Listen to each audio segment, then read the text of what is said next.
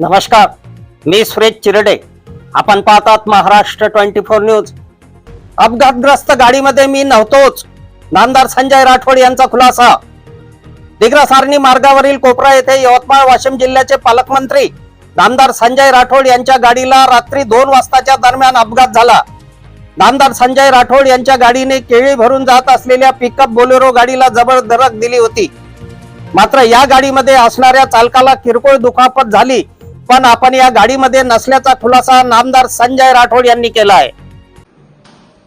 माझ्या गाडीच्या अपघाताबद्दल विविध वृत्तवाहिन्या आणि सोशल मीडियावर ज्या पद्धतीचं या ठिकाणी चर्चा चालू आहे त्या चर्चेमध्ये तथ्य नाही.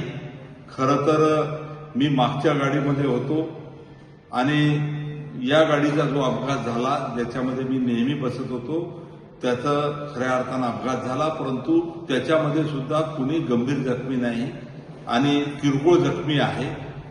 सोशल मीडियामध्ये ज्या पद्धतीनं आज दाखवल्या जात आहे ते सर्व बातम्या निराधार आहे आणि मी खऱ्या अर्थानं आपल्या सर्वांना आवाहन करतो. माझ्यावर प्रेम करणारे अनेक लोकांचे फोन मला येत आहेत.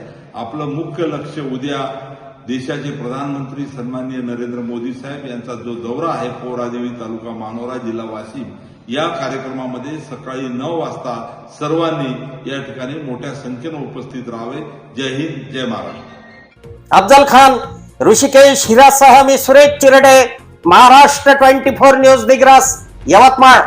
आमच्या पुढील बातम्याचे अपडेट पाहण्याकरिता आताच आमच्या चॅनलला सबस्क्राईब करा व बेल आयकॉनवरती क्लिक करा.